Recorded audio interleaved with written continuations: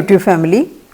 तो आज बहुत दिनों के बाद मैं फिर से लेके आई हूँ आपके लिए एक हॉरर स्टोरी। ये स्टोरी मुझे कहीं से मिली और मुझे लगी बहुत ज़्यादा इंटरेस्टिंग, तो मुझे लगा इसको शेयर करना चाहिए। बहुत टाइम के बाद एक रियल और बहुत इंटरेस्टिंग कहानी मुझे मिली। तो कहानी सुनाने वाले जो हैं उनका नाम नहीं बता रही हूँ यहाँ पर, चलिए उनका नाम मयंक मान लेते हैं। तो मयंक कहते हैं कि मैं सरकारी नौकरी पर हूँ और ये है सन 2018 की बात कि उनका जॉब लगा भूटान बॉर्डर के पास। और इनका जो ऑफिस था वो बहुत एक विलेज के पास था और बहुत ज़्यादा इजी गोइंग माहौल था ऑफिस का। मतलब जब चाहे आ जाओ, जब चाहे चले जाओ, इस तरह का माहौल था। तो बड़े आराम से, कहते हैं मैं 8 बजे के करीब ऑफिस के लिए निकलता था और 2 बजे, कभी 2:30 बजे, कभी 2:45 बजे, इस तरह से मैं निकल जाता था ऑफिस से। तो कहते हैं क्योंकि जहाँ पर ऑफिस था वो बॉर्डर एरिया के पास था और सबसे ज़्यादा दिक्कत वहाँ पर ये थी कि नेटवर्क नहीं होता था। और कहते हैं कि मुझे जो है बहुत ज़्यादा शौक़ था गेम्स वगैरह खेलने का। तो मैंने सोचा कि शहर के पास एक कमरा ले लेता हूँ और वहाँ से ऑफिस पड़ता था इनका तकरीबन 30 या 35 किलोमीटर के करीब। तो कहने लगे मेरे पास बाइक थी, तो मैंने सोचा कि क्या प्रॉब्लम है, 30-35 किलोमीटर क्या होता है, बाइक से चला जाया करूँगा और एटलीस्ट शाम को अपना टीवी ऑन करके या नेट चला के अपना कुछ गेम वेम खेलूँगा, मूवीज़ देखा करूँगा। क्योंकि जो इनका घर था, पेरेंट्स का घर, वो स्टेट के एक दूसरे कॉर्नर पे था। तो इन्होंने कहा कि मैंने सोचा कि यही ठीक रहेगा कि मैं घर कहीं दूर ले लेता हूँ, शहर के पास, जहाँ नेटवर्क वगैरह मुझे अच्छे से मिलता रहे और मैं 2 बजे 2:30 बजे के करीब बाइक से घर के लिए निकल जाया करूँगा। तो एक दिन की बात है कि ये कहते हैं कि मैं ऑफिस से तकरीबन 2:30 बजे के करीब निकला और ऑफिस से जो इनके कमरे का डिस्टेंस था वो 30-35 किलोमीटर था। और ये कहते हैं तकरीबन 20 किलोमीटर के करीब जो अपने ऑफिस से घर तक का रास्ता था, उसमें तकरीबन 20 किलोमीटर्स का जो स्ट्रेच था।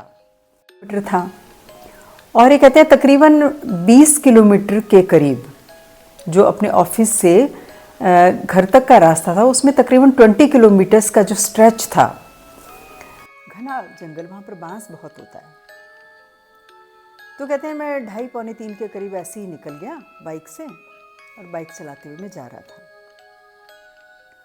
तो कहते हैं कि थोड़ी दूरी पर मैंने क्या देखा कि एक रूरल कपड़े पहने हुए, जो वहाँ की भूटान की जो ड्रेस होती है, वहाँ के विलेजेस की, वहाँ की ट्रेडिशनल जो कपड़े होते हैं, उस तरह के कपड़े पहने हुए एक यंग सी लेडी मुझे दिखाई दी। और बाइक की स्पीड काफ़ी ज़्यादा थी। मैंने थोड़ी दूरी पे रेयर व्यू मिरर पे देखा तो वो मुझे पीछे नज़र नहीं आई। उन्होंने अपनी बाइक थोड़ी स्लो की और जैसे ही उनका नज़र अपने रेयर व्यू मिरर पे ऐसे गई तो देखा कि पीछे कोई नहीं था, क्योंकि स्पीड इतनी थी बाइक की कि वो काफ़ी आगे निकल गए। तो रेयर व्यू मिरर पे जैसे वो देख रहे थे कि कौन है लेडी, मैं रोकता हूँ करके अपनी बाइक, तो देखा तो साइड मिरर में दिख ही नहीं रही थी वो। अब कहने लगे कि ये तकरीबन हो गए होंगे, इस समय 3 बजे का वक्त था दिन के।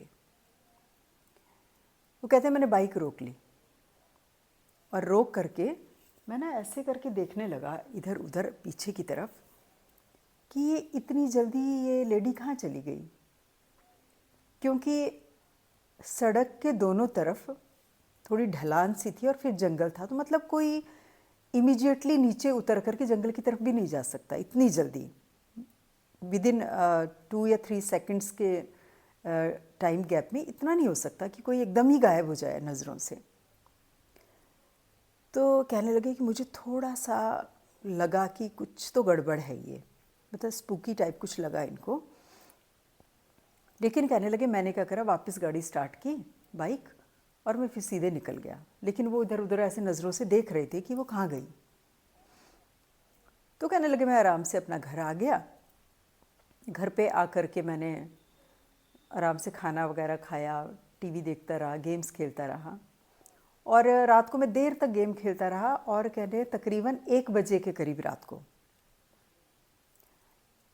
मैं सोया, मतलब मुझे नींद आने लगी, तो मैं 1 बजे के करीब में सोया और मैं सो गया। तो मेरे को ना अचानक मेरी नींद खुली, कुछ अजीब तरह की ना घबराहट सी हुई अंदर,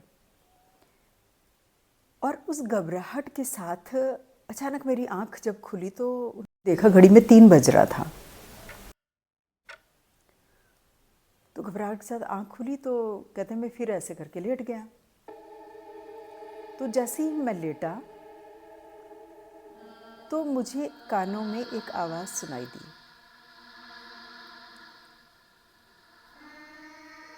आवाज़ सुनाई दी तो कहने लगे, मैं हिलने की कोशिश कर रहा हूँ अपने आप को देखने के लिए कि आवाज़ किसकी है। फुसफुसाहट सी कुछ कान में सुनाई दी। तो मैं ये देखने लगा कि इधर उधर मैं सोच रहा हूँ, देखूँ कौन फुसफुसा रहा है मेरे कान पे, लेकिन मैं हिल नहीं पा रहा हूँ। तो कहते हैं it was a kind of sleep paralysis. और कहता है ऐसे मुझे 1-2 बार पहले भी हुआ है। तो मुझे लगा यूजुअली मेरे को ऐसा हो जाता है, 2 बार पहले भी हुआ है, तो ये भी स्लीप पैरालिसिस है। लेकिन ये आवाज़ किसकी थी? तो कान में आवाज़ आई कि जानना चाहते हो मैं कौन हूँ? मैं वही हूँ जिसको तुम देख रहे थे उस दिन, और मैं तुम्हें कभी नहीं छोड़ूंगी, मैं तुम्हारे साथ रहूँगी। तो कहते हैं it was a very melodious voice, बहुत मीठी सी एक आवाज़ थी। तो वो कहते हैं मयंक कि मैं एकदम से ना जम गया, मतलब मुझे स्लीप पैरालिसिस तो पहले भी हुआ, लेकिन इस तरह नहीं हुआ था कि कभी कोई आवाज़ भी कान में आई हो। तो मैं थोड़ा डर गया। तो मैंने कहा कि छोड़ दो मुझे। तो कहता है कि पीछे से कोल्ड से हैंड ने जैसे मुझे ग्रैब कर लिया, ठंडे ठंडे हाथ थे, और मुझे पीछे से ऐसा लग रहा है जकड़ लिया किसी ने अपने हाथों से। और मैं कह रहा हूँ कि मुझे छोड़ दो, मुझे छोड़ दो, प्लीज़ मुझे छोड़ दो। और वो कह रही है नहीं, मैं तुम्हें कभी नहीं छोड़ूंगी। और मयंक कहते हैं उसके बाद पता नहीं क्या हुआ, मैं बेहोश हो गया या मुझे नींद आ गई या मुझे क्या हुआ पता नहीं, लेकिन जब मेरी आँख खुली तो सुबह हो गई थी, और मेरे पूरा बदन बहुत ज़्यादा टूट रहा था और मैं फीवरिश फील कर रहा था। तो मैंने अपना टेम्परेचर लिया तो मुझे बुखार था, और मैंने सोचा आज मैं ऑफिस नहीं जाऊंगा, मैं रेस्ट करूंगा आज। और ये पता नहीं मुझे क्या हुआ, मतलब ये कन्फ्यूजन की स्टेट में थी कि कहीं वो सपना तो नहीं था, स्लीप पैरालिसिस में ही कहीं मुझे कोई स्वप्न तो नहीं हुआ, या मैं बेहोश तो नहीं हो गया था। लेकिन कह रहे जो भी कुछ था, लेकिन मुझे डर लग रहा था। और मुझे अब दिन में भी सोने में डर सा लगने लगा था, मतलब मैं जाग ही रहा हूँ, दिन में भी मैं नहीं सो रहा हूँ, मैं रेस्ट करना चाहता हूँ लेकिन मैं सो नहीं रहा हूँ, डर लग रहा है। ऐसे करते करते हल्का फुल्का खाना खाया कह रहे मैंने, और रात हो गई। जब रात हुई तो अगेन मुझे वो डर लगने लगा कि आज कहीं फिर ये तो नहीं होगा। लेकिन खैर मैंने सोचा नहीं, आज ऐसा कुछ नहीं होगा। मैंने मन को समझाने की कोशिश की, मैंने थोड़ी सी न्यूज़ वगैरह देखी, और मैं उसके बाद सो गया। आज मैं तकरीबन 12 बजे ही सो गया था। तो अगेन फिर मुझे वही हुआ, लेकिन आज मैंने थोड़ा स्मार्टली प्ले करने का सोचा। मैंने ये सोचा कि मैं आज रिस्पॉन्ड नहीं करूँगा। उस दिन तो मेरा मन प्रश्न पूछ रहा था, और मरमरिंग वॉइस में धीरे धीरे कौन हो तुम, कौन, ऐसे करके डर डर के हल्की सी जो दबी हुए गले से आवाज़ होती है वो निकली थी उनकी। फर्स्ट डे उन्होंने कहा आज मैं कुछ बोलूँगा ही नहीं। कह रहे अगेन मुझे वही हुआ, स्लीप पैरालिसिस, और ठंडे हाथों ने मुझे फिर पीछे से जकड़ा। तो आज मैंने प्रिटेंड किया और मैं चुप ऐसे ऐसे मैं एक्ट कर रहा हूँ कि मुझे कुछ नहीं पता कि तुम मेरे पीछे हो या मेरे साथ कोई है।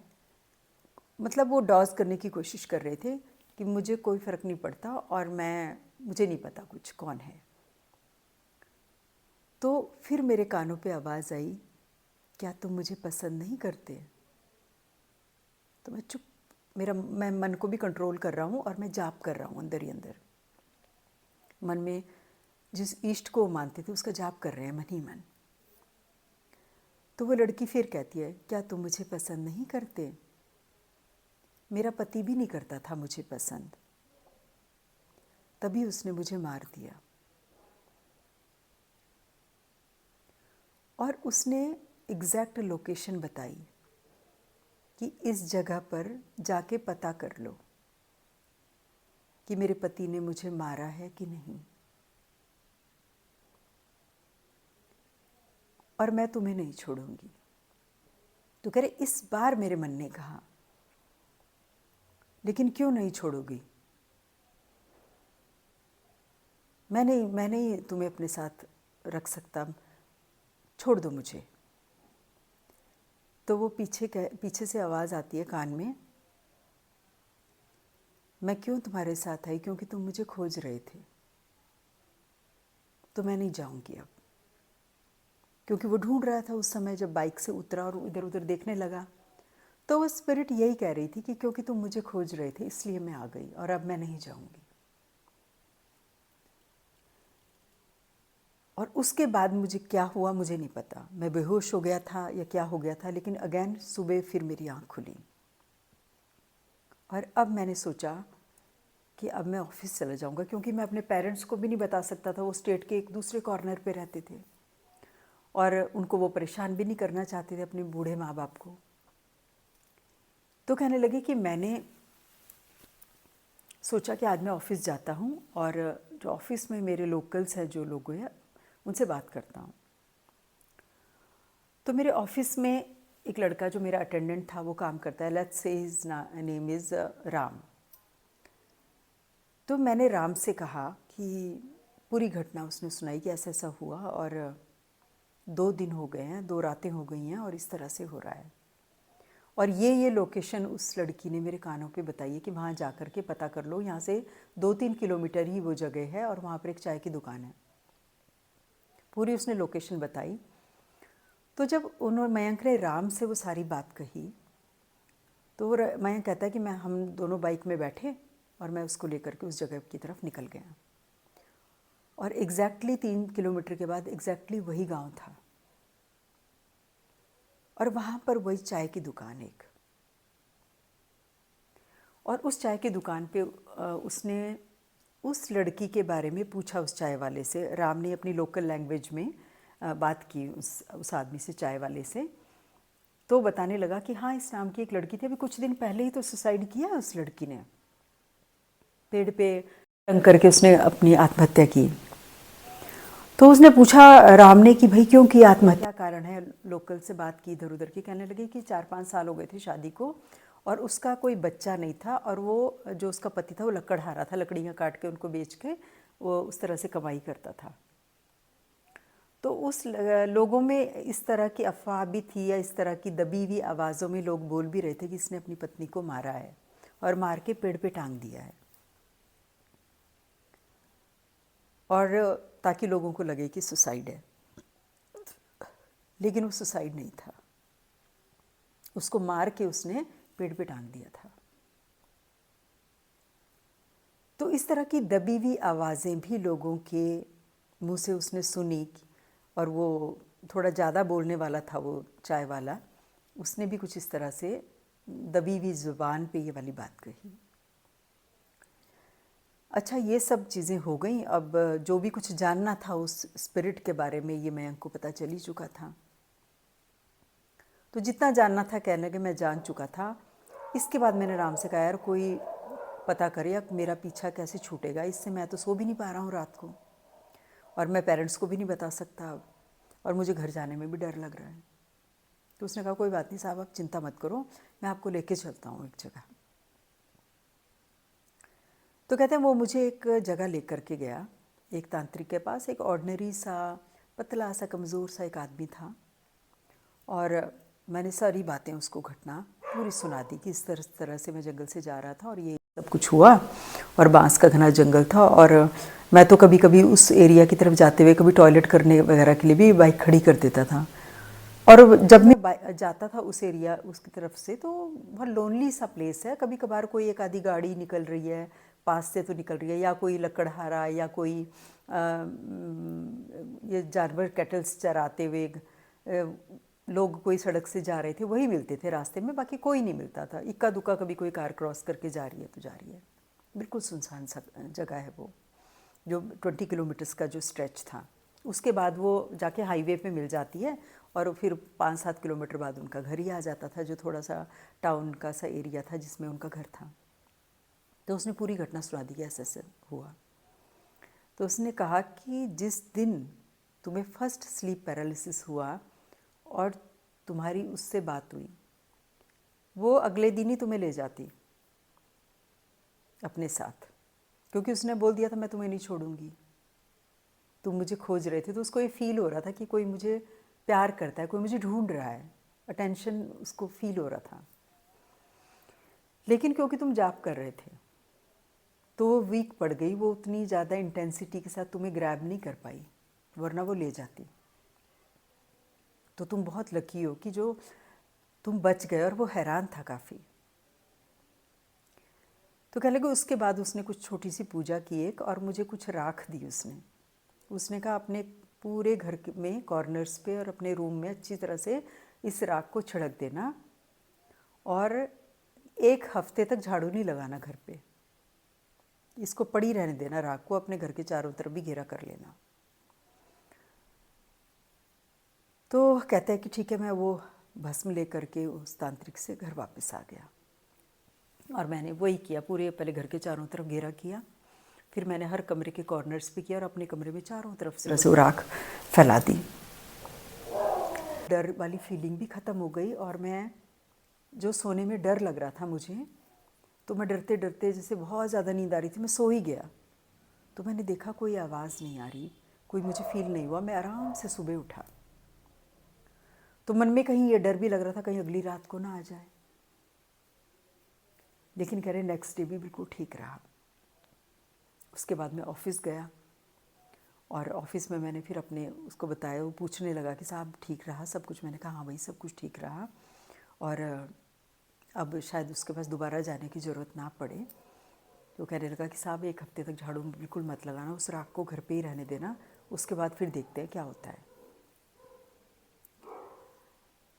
तब ये कहता है मयंक कि मैं कभी इन चीज़ों पे यकीन नहीं करता था। मैं कभी भी जंगल के रास्ते में जाते हुए कहीं पे भी पीक यूरिनेट करने के लिए खड़ा हो जाता था किसी भी पेड़ के पास। तो ये चीज़ें जो होती हैं ये अपने एग्जिस्टेंस को प्रूव करने के लिए आती हैं आपके पास, बीच बीच में अपनी झलक दिखाती हैं, और अगर आपका थोड़ा सा भी अटेंशन मिला तो ये चीज़ें आपके पीछे पीछे चल देती हैं। तभी पहले ज़माने में लोग कहते थे पीछे से कोई आवाज़ लगाए या कोई भी इस तरह की चीज़ दिखे तो एकदम से गाड़ी नहीं रोकना। दिन के टाइम पे भी इस तरह के छलावे हो सकते हैं, इस तरह की चीज़ें हो जाती हैं। तो मैं कहते हैं उसके बाद मैं बहुत अलर्ट हो गया। मैं पूजा पाठ पे ध्यान देने लगा, मैं जाप पे ध्यान देने लगा, क्योंकि मुझे ये समझ में आ गया था कि इस जाप के कारण ही मैं बचा हूँ, नहीं तो मेरे साथ कुछ भी हो सकता था।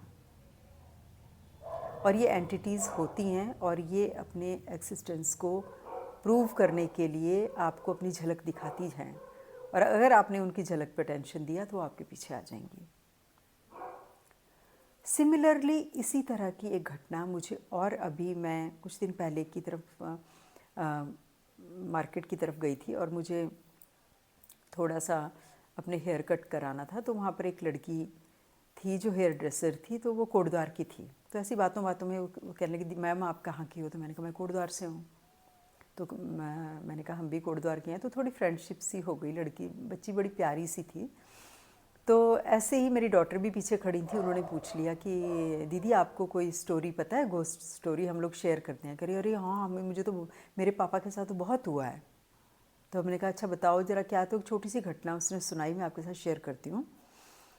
कहती हैं कि मेरे ये बहुत साल पहले की बात है, जब कोटद्वार में एक जगह है सुखरो है कि कुछ इस तरह का नाम बताया उसने। वहाँ पर पहले एक पुल हुआ करता, पुल नहीं था आज, अब वहाँ पर पुल बना है। कि पहले ऐसी सड़क थी और जंगल का सा रास्ता था और एक नाला सा भी बहता था बड़ा, मतलब कभी कभी बरसात में तो नदी का सा रूप ले लेता था। तो कहने लगी कि शाम का टाइम था, पापा ऑफिस से घर आ रहे थे और घर आ रहे थे तो उनको एक लेडी ने सेम ऐसी जैसे पिछली वाली कहानी में हाथ दिया उसने, औरत ने, और वो काफ़ी ओल्ड सी लेडी लग रही थी। तो एक बार मेरे पापा को लगा कि रोक लेता हूँ, लेकिन कह रहे मेरे पापा की आदत थी, वो कार कभी नहीं रोकते थे। कोई भी रास्ते में हाथ दे और बिल्कुल अनजानी सुनसान सड़क हो तो बिल्कुल हाथ नहीं देते थे। तो कहते हैं कि पहाड़ों में तो खैर 5 बजे के करीब भी हल्का फुल्का अंधेरा सा होना शुरू हो जाता है, सर्दियों का टाइम था। और कह रहे पापा ने गाड़ी नहीं रोकी और कह लगे वही लेडी थोड़ी देर के बाद फिर आगे नज़र आ रही है। तो पापा तुरंत समझ गए, वो दुर्गा का भी जाप वगैरह करते हैं, पाठ करते हैं और भगवती को बहुत मानते हैं। तो कह रहे मेरे पापा ने गाड़ी बिल्कुल नहीं रोकी, वो समझ गए थे कुछ गड़बड़ है। उसके बाद कहने लगे जैसे ही पापा थोड़ी सी आगे गई तो थोड़ी दूर आगे फिर दिख रही है और हाथ दे रही है ऐसे रोकने का। तो पापा समझ गए कि मैं तो इतनी देर में मैं कार में पहुंच रहा हूँ इतनी आगे, तो ये इतनी जल्दी पैदल कैसे पहुंच जा रही है इतना आगे। तो कहते हैं पापा ने जो है बिल्कुल नहीं कार रोकी।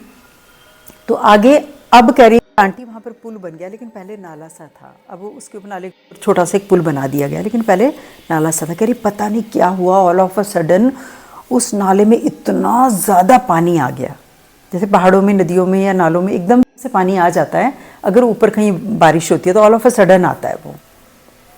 कह रही पापा उसके बीच में नाले के पहुँचे कि पता नहीं कहाँ से इतना तेज़ पानी आया, लेकिन उनकी प्रेजेंस ऑफ माइंड ये था, उन्होंने दोनों तरफ के दरवाजे खोल दिए, इधर का भी उधर का भी। तो वो पानी इधर से आया और दूसरे डोर से निकल गया और उन्होंने विदिन 1 मिनट गाड़ी निकाल ली। और जैसी गाड़ी निकाली कर पीछे से आवाज़ आने लगी कि आज तो तू बच गया बेटा, फिर आना कभी दोबारा इस रास्ते। करीब पापा गाड़ी से उतरे, फटाफट उन्होंने दरवाज़ा बाहर से करीब ज़्यादा ही खुल गया था तो बाहर जा कर के बंद करना पड़ा, इतना हाथ जा ही नहीं रहा था कह रही दरवाज़ा बंद करने के लिए। फटाफट करीब मेरे पापा ने गाड़ी बंद की, भगवती का जाप करना शुरू किया। और जैसे ही वो घर पे आए उन्होंने चुप पहले सीधे से कह रही उन्होंने मम्मी को कहा कि गर्म पानी कर दो, मैं नहा रहा हूँ। नहाने के बाद कह रही उन्होंने पूजा में बैठे, जाप किया, भगवती को लौंग कपूर में रख करके अर्पित की और कहा कि ये एंटिटी मेरे घर ना आने पाए और मेरे परिवार के और मेरे बच्चों की रक्षा करना माँ। और कह रही कुछ भी नहीं हुआ। तो इस तरह से वो लोग जो इन चीज़ों को मानते हैं और अपना बचाव कर लेते हैं, कोई भी अपने इष्ट का ध्यान करके जाप करके, तो वो हमेशा बच जाते हैं। इन मामलों में कभी भी बहस नहीं करनी चाहिए, क्योंकि इनका कोई सबूत हमारे पास नहीं है किसी और को बताने के लिए। हाँ, जिनके ऊपर ये बीतती है, जिनके साथ ये घटनाएं हुई हैं, वो इसमें बिना किसी और आर्ग्यूमेंट के वो यकीन करेंगे, क्योंकि उनके साथ वो गुजर चुकी है। जिनके साथ नहीं हुआ वो कहते हैं अरे यार ये तो कहानियाँ हैं, इन सब में क्या यकीन करना, इतना ऑर्थोडॉक्स मत बनो। लेकिन मुझे लगता है आज काफ़ी लोग इस चीज़ को मानते हैं, अवेयरनेस बहुत बड़ी है इन चीज़ों को लेकर के। तो ये कहानी सुनाने का मकसद यही है कि आप लोग अवेयर रहें और कोई ना कोई इष्ट, आपका जो भी कुल देवता हो, इष्ट देवता हो, जिस पे आपको भरोसा हो, उसका जाप जरूर करें, उस पर विश्वास बहुत करें। और जब भी कोई इस तरह की मुश्किल आती है तो अपने इष्ट का ध्यान करें, वो 100% आपकी हेल्प करेंगे। तो उम्मीद करती हूँ आज की ये 2 हॉरर स्टोरीज़ आपको पसंद आई होंगी। आपके फीडबैक का मुझे हमेशा ही इंतज़ार रहता है। अगर आपको ये कहानी पसंद आई है तो आप मेरे चैनल को लाइक, शेयर एंड सब्सक्राइब ज़रूर करें और कमेंट सेक्शन में ज़रूर लिखें आप किस तरह की और कहानियाँ सुनना पसंद करते हैं? क्या आप देवी देवताओं से संबंधित, भारत के कुछ मंदिरों से संबंधित कथाएं भी सुनना पसंद करेंगे? तो मुझे कमेंट सेक्शन में ज़रूर बताइएगा। Thank you so much for watching.